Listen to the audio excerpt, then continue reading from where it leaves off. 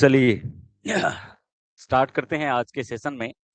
बहुत सारे phone call और मैसेजेस आपके आए हुए थे, उसी के रिगार्डिंग दोस्तों आज हम बात करने वाले हैं। दोपहर में भी लाइव होने की कोशिश की थी, लेकिन कुछ इश्यू की वजह से पेंडिंग रह गया था। हम बात करने वाले हैं जो नई एडवर्टाइजमेंट आई है उसके बारे में, यानी किस प्रकार की भर्ती है, आप किस किस में एलिजिबल हो नहीं हो, और जो एक्सपीरियंस जो मांगा गया है, अनुभव जो मांगा गया है, वो किस आधार पे होना चाहिए, किस प्रकार से अनुभव के साथ क्या क्या डॉक्यूमेंट अटैच होने चाहिए, सभी पॉइंटों के बारे में डिटेल से डिस्कशन हम इस वीडियो में करने वाले हैं। देखिए सेशन छोटा सा ही रहेगा हमारा। बात करने वाले हैं जितनी भी नई एडवर्टाइजमेंट में आईटीआई लेवल की जो जितनी वैकेंसी आई है उनके बारे में। तो कुछ बेस्ट अपॉर्चुनिटी है कुछ बच्चों के लिए। तो स्टार्ट कर लेते हैं आज के हमारे इस सेशन को। तो सबसे पहले मैं बताना चाहूंगा कि मोटर और ट्रैक्टर मैकेनिक की पीडब्ल्यूडी डिपार्टमेंट के अंदर ये जो बहुत सारी भर्तियां आई हैं, इनके बारे में क्या अनुभव मांगा गया है या बिना एक्सपीरियंस के है। उसके बाद मैं बताना चाहूंगा फिटर मैकेनिक के बारे में, जो Haryana power generation corporation and animal husbandry and dairy department के अंदर है। उसके बाद कुछ पद विज्ञप्ति हुए हैं हमारे हरियाणा रोडवेज के अंदर, यानी ट्रांसपोर्ट डिपार्टमेंट की अगर बात करें तो उसके अंदर, वो भी हम बात करने वाले हैं। उसके बाद मेन जो है हमारी इलेक्ट्रीशियन की पोस्ट है, directorate of medical education and research Haryana, ये DMER के अंदर पोस्ट आई है। बहुत ही शानदार लेवल की पोस्ट है हमारे हरियाणा की सबसे बेस्ट पोस्ट, यानी मैं एलएम की बात करूं, एसए की बात करूं तो उनसे भी बेस्ट ये पोस्ट जो है आप कह सकते हो। उसके बाद हम बात करते हैं टोटल जितनी भी पोस्ट आई हुई है उनके बारे में। सबसे पहले मैं बताऊं अगर इलेक्ट्रॉनिक्स एंड कम्युनिकेशन के बारे में, तो 3 प्रकार की अलग अलग विभाग है उनके अंदर ये पोस्ट आई हुई है। पोस्ट का नाम की अगर बात करें तो प्लांट अटेंडेंट है, और दूसरी का भी प्लांट अटेंडेंट है, लेकिन तीसरी जो इलेक्ट्रॉनिक्स एंड कम्युनिकेशन की पोस्ट है उसको कहा जाता है टेक्नीशियन। देखिए ये हमारा विभाग है सेम है, ये हमारा विभाग है सेम है, लेकिन थोड़ा सा इनके अंदर फर्क है। हरियाणा पावर जनरेशन कॉर्पोरेशन विभाग सारे सेम है, पोस्ट थोड़ी थोड़ी अलग है। उसके बाद देखिए दोस्तों, इसके अंदर एक पोस्ट है, इसके अंदर 10 है और इसके अंदर 17 है, यानी टोटल 18 पोस्ट ऐसी आई है इलेक्ट्रॉनिक्स एंड कम्युनिकेशन ट्रेड वालों के लिए। इलेक्ट्रॉनिक्स एंड कम्युनिकेशन ट्रेड वालों के लिए 18 पोस्ट ऐसी है जिसको विदाउट एक्सपीरियंस आप भर सकते हो। अब एक्सपीरियंस किस प्रकार का होना चाहिए, जिन भर्तियों के अंदर एक्सपीरियंस मांगा गया है उनके लिए क्या क्या जरूरी दस्तावेज होने जरूरी है, एक्सपीरियंस के अंदर कौन सा नाम ऐड होना चाहिए ताकि वो एक्सपीरियंस आपका वैलिड रहे, नॉन वैलिड ना हो। चलिए उसके बाद हम थोड़ा सा आगे बढ़े तो फिटर ट्रेड की भी इसके अंदर कुछ पद आए हैं, उनके बारे में अगर बात करें तो फिटर हमारा प्लांट अटेंडेंट के अंदर भी फिटर की पोस्ट है, टेक्नीशियन के अंदर भी हमारी फिटर की कुछ पोस्ट आई हुई है। आपका कोई साथी अगर तैयारी कर रहा है तो उसको आप बता सकते हो। Animal husbandry and dairy department के अंदर ये पोस्ट आई है। उसके बाद सेम है Haryana power generation and corporation, इन्होंने बहुत लंबे समय से ही रिक्रूटमेंट के लिए भेज दी थी, ठीक है, लेकिन बहुत सारी चीजें, अब कुछ कहते हैं कि इनके साथ जुड़े हुए विभाग की भर्तियां क्यों नहीं आई, यानी बहुत सारे और डिपार्टमेंट है। जैसे कभी क्या करता है यूएच अपनी रिक्रूटमेंट भेज देता है तो डीएच की पेंडिंग रह जाती है, डीएच भेज देता है तो एचवीपीएनएल की रह जाती है। तो इस प्रकार से हमारे अलग अलग निगम बने हुए हैं, यूएच, डीएच और एचवीपीएनएल। जब वो सारे निगम जो है भर्ती एक साथ भेजेंगे तब विज्ञप्ति आएगी, तब तक कोई विज्ञप्ति नहीं आएगी। और मैंने पहले ही कहा था इसमें टाइम लगने वाला है, इतनी जल्दी हमारी जो ये वाली भर्ती है ये नहीं आने वाली है। मैं अब कुछ एक बच्चों का तो पहले फोन आया, बोले जी आपने कोर्स में लाइव स्टार्ट कर दिया क्या, अपने पेपर आ गया। मैंने कहा कौन सा पेपर आ गया, कौन सी वो आ गया, बोले अगले महीने अगले 2 महीने बाद तो एलएम का पेपर ही है। ऐसा कैसे बिना भर्ती आई, मतलब जब अपना सामान बेचना हो ना तो फिर डराया जा, डॉक्टर नहीं डराते भाई, नहीं नहीं नहीं ये नहीं किया ना ऑपरेशन करना पड़ेगा इसका, अगर नहीं किया तो ये हो सकता है। तो वैसे ही आजकल के मास्टर डरावे हैं, ये किस लिए डराते हैं, ताकि आप जितना जल्दी हो कोर्स कार्स लेके घुस जाओ किताबों में। ठीक है, देखो हर किसी ने अपनी दुकान खोल रखी है, अपना सामान सभी को बेचना होता है। अगर कोई डराता है तो आप, आपका अपना विवेक है, अपना दिमाग है, उससे काम लीजिए आप, ठीक है। किसी की बातों में बहकाव में आने की आपको जरूरत नहीं है, ठीक है। ऐसी कोई अभी तक भर्ती नहीं आई है और 2 महीने 3 महीने के अंदर कोई बिजली बोर्ड का एग्जाम नहीं है, ऐसा दिमाग से भ्रम निकाल दें। 1 साल से पहले पहले कोई भी इससे रिलेटेड बिजली बोर्ड से संबंधित एग्जाम नहीं होना है। मैं यहाँ खड़ा हूँ, मेरे को बता देना अगर हो जाए। तैयारी करते रहो, तैयारी करना जरूरी है। क्लियर है? जुड़े रहो, धीरे धीरे सीखते रहो। ठीक है, जब भर्ती आएगी तब भर्ती आते ही तुरंत एग्जाम लेंगे, ये बात कंफर्म है। इसके लिए ये बात कंफर्म है कि जैसे ही पद आएंगे हमारे यूएचडीएच और एचबीपीएनएल के अंदर, तो तुरंत एग्जाम लिया जाएगा, वेट नहीं किया जाएगा, तब तैयारी का मौका नहीं मिलेगा। ठीक है, तो यूं लगा लो नवंबर दिसंबर अगले, तब तक किसी भी प्रकार की विज्ञप्ति, हाँ रिक्रूटमेंट भेज सकते हैं, वो हवाई वाली बातें उड़ सकती है। ठीक है, वो जैसे ही मेरे पास टोटली इन्फॉर्मेशन आएगी मैं उसके ऊपर वीडियो बना दूंगा। हाँ जी, कमेंट आए हुए हैं सर 2027 में आएगा। मैं पहले भी बहुत बार बताता रहा हूं, बहुत सारे फोन मैसेज आते हैं कि इतनी जल्दी बिजली बोर्ड के अंदर भर्ती नहीं आने वाली है, पहले ग्रुप डी का चलेगा, हरियाणा पुलिस का चलेगा, अब ये आ चुका है सारा डाटा भी, आपको पता है ना। तो फैक्ट पे बात करें, ऐसे नहीं कि हाँ कल भर्ती आ जाएगी, परसों तो पेपर ही, आप तैयारी कब करोगे, नहीं, ऐसा नहीं है। अच्छा खासा टाइम है तैयारी करने का, इसलिए तो हमने लेट शुरू किया है। क्लियर है? आगे चलते हैं थोड़ा सा। फिटर की पोस्ट है ये, फिटर के सर से बात हो गई है, जल्द ही ऐप पे कोर्स आ जाएगा इसका भी। ठीक है, राज सर क्लासेस डिस्क्रिप्शन में लिंक दिया हुआ है, उसको डाउनलोड कर लें।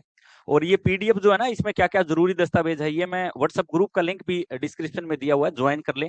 देखिए हमारी फिटर की पोस्ट है, ये तीनों ही विभाग, दो विभाग सेम है, तीसरा विभाग अलग है, एनिमल हस्बेंड्री एंड डेयरी। अगर इन विभागों के अंदर आप टेक्निकल पे पोस्ट पे चले जाते हो तो अलग ही अंदाज है, अलग ही मजा है इसमें काम करने का। ठीक है, देखिए 29 पोस्ट ये है, 27 और 2 29, लगभग 58 पोस्ट जो है हमारी फिटर की है, टेक्निकल है। क्लियर है? फिटर वालों को बहुत कम मौका मिलता है, और ये मौका मिला है तो इसको बिल्कुल ना जाने दें। और सबसे अच्छी बात, विदाउट एक्सपीरियंस है ये वाली भर्ती। नो लिखा हुआ ना, एक्सपीरियंस ऊपर लिखा हुआ है हल्का सा नो। नो का मतलब इसमें किसी भी प्रकार का अनुभव नहीं मांगा गया है। चलिए, हम डिप्लोमा की बात नहीं कर रहे हैं, डिप्लोमा मतलब पॉलिटेक्निक, बीटेक या एमटेक। ठीक है, सर्टिफिकेट की बात करें, जो आईटीए लेवल का होता है वो सर्टिफिकेट होता है। हम सर्टिफिकेट की भर्तियों की बात कर रहे हैं, आईटीए लेवल की जितनी भी भर्तियां उनके बारे में मोटा मोटा डिस्कशन इस वीडियो में कर रहे हैं। आगे हम देखें तो इलेक्ट्रीशियन, जो हमारी मेन पोस्ट है, जिसको इलेक्ट्रीशियन हम कह सकते हैं, जो हमारे काम की है, उसकी दोस्तों अगर बात करें तो टेक्निकल असिस्टेंट अच्छी पोस्ट है। इस विभाग के अंदर, न्यू रिन्यूएबल एनर्जी डिपार्टमेंट के अंदर अगर आप इलेक्ट्रीशियन लग जाते हो तो एलएम ऐसे सब दूर है, सब इससे जो है अच्छे हो ही नहीं सकते। ये एक बहुत अच्छी बात है। तो ये जो पोस्ट आई हुई है 19 पोस्ट है, पोस्ट भी मैं कम नहीं कह सकता। इस डिपार्टमेंट के अंदर अगर 19 इलेक्ट्रीशियन भर्ती हो जाते हैं तो यूं लगा लो आगे 10 सालों के अंदर इसके अंदर किसी भी प्रकार का इलेक्ट्रीशियन नहीं मांगेगा। क्लियर है? ये इस प्रकार के जो विभाग होते हैं ना, इनके अंदर भर्तियां जो है इतनी जल्दी नहीं आती, और जब आती है तो यूं समझ लो 20 50 30 इतनी ही आती है। इतना काफी, क्योंकि हरियाणा देखो इतना सा है और कंपटीशन इतना सा है। ठीक है, आप राजस्थान में टेक्निकल हेल्पर का एग्जाम भर के देखो और पेपर क्रॉस करके देखो, कितना मुश्किल काम है। आप एमपी के अंदर जो लाइन अटेंडेंट होते हैं उनका एग्जाम देखो, यूपी के अंदर यूपीपीसीएल का एग्जाम देखो आप, तो हरियाणा के अंदर इतनी सारी भर्तियां आती है, कंपटीशन इतना सा होता है। आसान है, थोड़ा सा पढ़ना है। ठीक है, और लगभग 15 सालों का अनुभव मैं आपके साथ साझा करूंगा कि एक्सपीरियंस में क्या क्या चीज चाहिए। क्लियर है? हमने डॉक्यूमेंट वेरिफिकेशन करवाई है। डॉक्यूमेंट वेरिफिकेशन के अंदर एक टीम गठित होती है, वो टीम कभी कभी ठिकाने पे भी जाती है। जिस जिस बंदे के एक्सपीरियंस पे डाउट होता है तो उस ठिकाने पे जाके भी वेरिफिकेशन करते हैं। वो क्या देखते हैं वहां पे जाके, ये हम देखने वाले हैं। आगे देख लिए, इलेक्ट्रीशियन गैस रूम ऑपरेटर, इससे अच्छी ये है। क्लियर है? डीएमआर, डायरेक्टोरेट, ये हमारा है मेडिकल एजुकेशन रिसर्च हरियाणा, ये एक डिपार्टमेंट है हरियाणा के अंदर। क्लियर है? तो इसके अंदर टोटल 2 पोस्ट है, इसके अंदर भी एक्सपीरियंस नहीं मांगा गया है।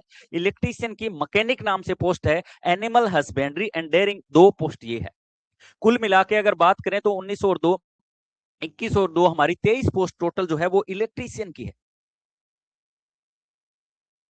ठीक है, लेकिन इसके अंदर 2 साल का अनुभव मांगा गया है। 19 और 2 21 पोस्ट के अंदर किसी भी प्रकार का शायद अनुभव जो है नहीं है, एक्सपीरियंस नहीं है। और होगा तो वो किस लेवल का होना चाहिए वो जानना बहुत ज्यादा जरूरी है, क्योंकि अगर वो नहीं जाना तो यूं समझ लो कोई फायदा नहीं है फॉर्म भरने का, पेपर देने का। अगर अनुभव सही से नहीं बनवाया हुआ है, एसएससी ने क्या फॉर्मेट दिया है, उसमें कौन कौन से पॉइंट रखे गए हैं, वो सारे डिस्कशन हम इसमें करेंगे। चलिए, अब आती है हमारी मेन जो हमारी ऐप के अंदर कुछ साथी डीजल मैकेनिक और मोटर मैकेनिक से भी जुड़े हुए हैं, diesel mechanic motor vehicle mechanic से भी जुड़े हुए हैं, उनके लिए ये पोस्ट आई है। ठीक है, ऑटो डीजल मैकेनिक से नाम से जाना जाता है, B&R डिपार्टमेंट है एक, B&R यानी PWD। 39 पोस्ट है, अच्छी खासी पोस्ट है, लेकिन 2 ईयर का एक्सपीरियंस मांगा गया है। क्लियर है। उसके बाद लास्ट अगर मैं बताऊं तो डीजल मैकेनिक और मोटर मैकेनिक सेम मैकेनिक नाम से पोस्ट आई है, स्टेट ट्रांसपोर्ट हरियाणा। हरियाणा के अंदर जो ट्रांसपोर्ट विभाग है, मैं सिंपल सा रोडवेज भी कह सकता हूं, ठीक है, तो उसके अंदर सबसे ज्यादा धमाका देखने को मिला है। 342 पोस्ट का आंकड़ा पहले जो है इस विभाग के अंदर नहीं आया है। इसके अंदर भी 2 ईयर का एक्सपीरियंस मांगा गया है। क्लियर है। तो ये अब हम देखेंगे कि किस प्रकार का अनुभव आपके पास होना चाहिए। ये तो मोटा मोटा आंकड़ा है, कौन से विभाग के अंदर कितनी पोस्ट आई हुई है और आपको क्या जानना जरूरी है। चलिए, कुछ बच्चे ये फोन कर रहे थे इंस्ट्रक्टर की भर्ती। इंस्ट्रक्टर की भर्ती जो पिछली भर्ती जो हमारी चल रही थी 3400 3200, उसमें कुछ पद विड्रॉ कर लिए गए थे, उन्हीं के बारे में अभी दोबारा भर्ती रीएड होगी। क्लियर है, उनको दोबारा एडवर्टाइजमेंट के थ्रू निकाला जाएगा। ठीक है, जैसे फिटर डिप्लोमा डिग्री वालों की जो भर्ती थी उनको जो है विड्रॉ कर लिया गया था। बहुत सारे फोन तो यही आते हैं सर, इलेक्ट्रीशियन की, ओ सॉरी इंस्ट्रक्टर की भर्ती। ठीक है, तो जानना जरूरी है। चलिए अब हम बात कर लेते हैं। ये तो इलेक्ट्रॉनिक्स एंड कम्युनिकेशन ये हो चुकी है, नोट रिक्वायर्ड, टोटल 18 पोस्ट थी इसके अंदर, ये मैंने बता दिया है। ठीक है, ये ऑटो डीजल और मैकेनिक के लिए भी टोटल 381 पोस्ट बनती है इसके अंदर, ये भी मैंने बता दिया है, मोटा मोटा आंकड़ा। ठीक है, ये पीडीएफ ग्रुप में भेज देंगे, देख लेना। उसके बाद एक्सपीरियंस की बात करते हैं, जो मेन हमारी जड़ है एक्सपीरियंस। इसकी अगर हम बात करें तो एक्सपीरियंस सर्टिफिकेट कैसे बनवाना है, एसएससी का फॉर्मेट क्या है। एक्सपीरियंस सर्टिफिकेट उसी जगह से बनवाए जहां, ये तो सिंपल सी बात है, जहां आपने काम किया है। अब संस्थान या संस्था कौन कौन सी हो सकती है, प्राइवेट ऑटोमोबाइल वर्कशॉप, हम बात कर रहे हैं जो हमारे मोटर व्हीकल मैकेनिक और जो डीजल मैकेनिक के थे। ऑथराइज सर्विस सेंटर, अगर सर्विस सेंटर ऑथराइज है तो वो सही है। कंपनी और गैराज का एक्सपीरियंस है वो भी माना जाएगा, लेकिन लेटर पेड पे होना चाहिए। गवर्नमेंट या पीएसयू कोई डिपार्टमेंट है वहां पे आपने काम किया तो वो भी चल जाएगा। सर्टिफिकेट हेड लेटर पेड पर होना चाहिए, यानी कोई भी कंपनी है उसकी लेटर पेड पे होना चाहिए। ये ना हो किसी भी A4 साइज पे एक्सपीरियंस निकाल के दे दिया विदाउट मेमो नंबर के, और ना ही उसके ऊपर कोई मोर है, सीधा साइन किया हुआ है, वो एक्सपीरियंस आपका नहीं माना जाएगा। अब इस एक्सपीरियंस के साथ और सपोर्टिंग डॉक्यूमेंट कौन कौन से होते हैं वो भी आपको जानना बहुत ज्यादा जरूरी है। चलिए, अच्छा, सर्टिफिकेट में ये नाम लिखवा सकते हैं। कुछ बच्चों का फोन आया कि सर डीजल मैकेनिक के हमारी ऐप में जुड़े हुए थे, उनका फोन आया कि सर मेरा तो इस हेल्पर नाम लिखा हुआ है, हेल्पर का एक्सपीरियंस नहीं चलेगा। हेल्पर नहीं चलेगा, इसके अंदर बहुत सारे ऐसे नाम होते हैं, जैसे हेल्पर है, कोई असिस्टेंट दे देते हैं कई बार नाम, तो ऐसे नाम नहीं चलेगा। नाम इस प्रकार से होने चाहिए, mechanic diesel, motor mechanic diesel, vehicle mechanic या ऑटोमोबाइल मैकेनिक डीजल। इस प्रकार से आपके अनुभव प्रमाण पत्र के अंदर, एक्सपीरियंस सर्टिफिकेट के अंदर ये नाम होने चाहिए। चलिए, अब हम मेन पॉइंट पर, मेन मुद्दे पर आते हैं, जो हमारा मेन था कि एक्सपीरियंस के अंदर क्या क्या चीजें जरूरी है जो होनी चाहिए। सबसे पहली बात, सबसे पहले कैंडिडेट का नाम सिंपल, कैंडिडेट का नाम तो सिंपल है, होना चाहिए विदाउट किसी एरर के, स्पेलिंग मिस्टेक नहीं होनी चाहिए, सिंपल सी बात है। उसके बाद पोस्ट वर्क, जैसे मैकेनिक डीजल है तो पोस्ट का नाम जरूर होना चाहिए। जहां भी आपने काम किया है, किस पोस्ट पर काम किया है, वो नाम होना बहुत ज्यादा जरूरी है। कुछ लोग बिना मेमो नंबर के, बिना ही पोस्ट लिखे एक्सपीरियंस ले आते हैं कंपनी से, संस्था से, वो बिल्कुल ही गलत होता है, वो नहीं चलेगा। फाइनल वेरिफिकेशन के अंदर वो आपका एक्सपीरियंस रिजेक्टेड माना जाएगा। कम से काम शुरू करने की तारीख, मान लो 8/3/2025 को आपने स्टार्ट किया है तो ये लिखा होना चाहिए प्रॉपर, ये नहीं फरवरी 2025 में स्टार्ट किया, नहीं माना जाएगा। क्लियर है। उसके बाद काम खत्म करने की तारीख, सिंपल सी चीजें हैं अभी तक तो। उसके बाद काम खत्म करने की तारीख मान लो हमारी हो जाती है 8/6/2025, ऐसे लिखा होना चाहिए प्रॉपर। उसके बाद हम देखेंगे नेचर ऑफ वर्क ड्यूटीज, यानी क्या ड्यूटियां रही है आपकी। डीजल मैकेनिक रिपेयर किया है आपने, व्हीकल मेंटेनेंस का कार्य आपको दिया गया था, कैलिब्रेशन या ओवर हालिंग, यानी डीजल जो इंजन था उसको खोल के दिखाया गया था, या ओवर हालिंग में ड्यूटी थी, क्या थी, आप किस पोस्ट पे थे। उसके बाद सैलरी वेज डिटेल, सैलरी की डिटेल बहुत ही कंपलसरी है हमारी इसके अंदर। अगर सैलरी की डिटेल नहीं है आपके पास तो आपका एक्सपीरियंस रिजेक्टेड माना जाएगा।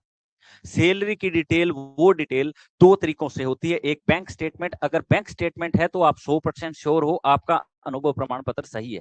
बैंक स्टेटमेंट, फर्जी बैंक स्टेटमेंट कभी नहीं होती, नाम बैंक वाले निकाल के देते हैं। क्लियर है? यानी इस टाइम से इस टाइम तक आपके खाते में पर मंथ कितनी सैलरी आई है। एक आधा महीना बीच में मिस है, कोई दिक्कत नहीं है, लेकिन रेगुलर होनी चाहिए। ठीक है, एक बच्चा बोला जी मेरी 1 महीने की सैलरी नहीं है, बाकी है, तो कोई दिक्कत नहीं है, वो आपका चलेगा, उसमें कोई फ़ॉल्ट जो है वो नहीं है। उसके बाद परमानेंट, आप उस कंपनी में, संस्था में परमानेंट एम्प्लॉयी थे, कॉन्ट्रैक्ट बेस पे थे या डेली वेजेस थे, ये लिखा हुआ होना उस पे चाहिए। उसके बाद एम्प्लॉयर का नाम व पता, जिस कंपनी के अंदर आप काम कर रहे हो उसका पूरा नाम और पता होना ज़रूरी है। एम्प्लॉयर के सिग्नेचर प्लस स्टैम्प, सिग्नेचर कभी-कभी सिग्नेचर करवा लेते हैं, स्टैम्प नहीं लगवाते। बिल्कुल गलत है। एक्सपीरियंस के ऊपर स्टैम्प और सिग्नेचर दोनों ही चीज कंपलसरी होती है। उसके बाद सर्टिफिकेट जारी करने की तारीख, कभी-कभी सिग्नेचर और स्टैम्प लगवाने के बाद नीचे सर्टिफिकेट इश्यूइंग डेट नहीं लिखते हैं, वो बिल्कुल ही गलत है, उसका भी आपको ध्यान में रखना है। बहुत सारी छोटी-छोटी बारीकियां होती है जो एक्सपीरियंस सर्टिफिकेट के लिए जरूरी है। उसके बाद हम बात करें सपोर्टिंग डॉक्यूमेंट क्या-क्या हो सकते हैं, तो प्राइवेट वर्कशॉप से सर्टिफिकेट बनवाने पर ये डॉक्यूमेंट जरूरी चाहिए। सबसे पहले दिया हुआ है बैंक स्टेटमेंट, जहां आपकी सैलरी आई है अकाउंट में, ये सबसे जरूरी चीज है। ये है तो ये नहीं है, अब आपको इन हैंड मिलती थी सैलरी, तो कहीं पे आपका जो सीए बैठता था उसने साइन करवाए होंगे, जहां टिकटें वगैरह लगी होती है उसकी फोटोकॉपी होना अनिवार्य है, अगर आपके पास बैंक स्टेटमेंट ना है। इनके इन सभी के अंदर 2-3 डॉक्यूमेंट है आपके पास तो आपको कोई भी रिजेक्ट नहीं कर सकता है, ये भी आपको ध्यान में रखना है। उसके बाद ईपीएफ स्टेटमेंट अगर है तो ठीक है, नहीं है तो कोई बात नहीं। ये जरूरी है, ये जरूरी इसलिए है क्योंकि बैंक स्टेटमेंट के ऊपर कोई जो है डाउट नहीं कर सकता। ठीक है, क्योंकि फर्जी जो है ये नहीं निकाली जा सकती। उसके बाद ईएसआई कोई कार्ड है आपका या स्टेटमेंट है उसकी। उसके बाद फॉर्म 16 अगर है तो ठीक है, नहीं तो कोई दिक्कत नहीं है। अपॉइंटमेंट लेटर ये मोस्ट इंपॉर्टेंट है, क्योंकि जब एक बार हमारी वेरिफिकेशन हो रही थी तो उसमें ये कहा था इसमें अपॉइंटमेंट लेटर मिस है, यानी आपको जो उस डिपार्टमेंट के अंदर ज्वाइन करवाया गया था तो क्या आपको अपॉइंटमेंट लेटर दिया गया था, वो चीज अगर उसकी फोटोकॉपी है तो जबरदस्त काम है। ठीक है, आईडी कार्ड उस कंपनी का, ये बहुत सारी चीजें हैं छोटी छोटी जो आपको श्योर करती है कि आप सही हो। आप कभी-कभी सही भी होते हो, लेकिन आपने इन हैंड सैलरी भी ले रखी है, लेकिन कंपनी के बाद उसका पास कोई रिकॉर्ड नहीं है, तो आप फर्जी माने जाओगे। चाहे आप श्योर हो, चाहे आप सही हो।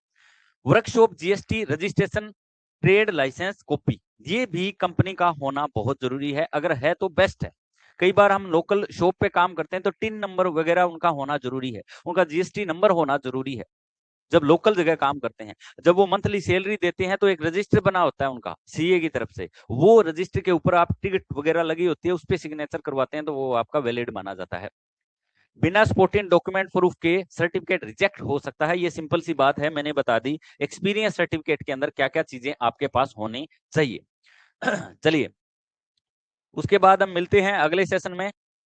अगर ये वीडियो आप YouTube पे देख रहे हो तो हमारी ऐप को ज्वाइन कर सकते हो, जिसके अंदर 100 मॉक टेस्ट जो है अपडेटेड है, डेली लाइव क्लास चल रही है, ये सारा आपको एक ही कोर्स के अंदर मिल रहा है, अलग अलग आपको माथापच्ची करने की जरूरत नहीं है। तो चलिए मिलते हैं नेक्स्ट सेशन में, तब तक नमस्कार, जय हिंद, जय भारत।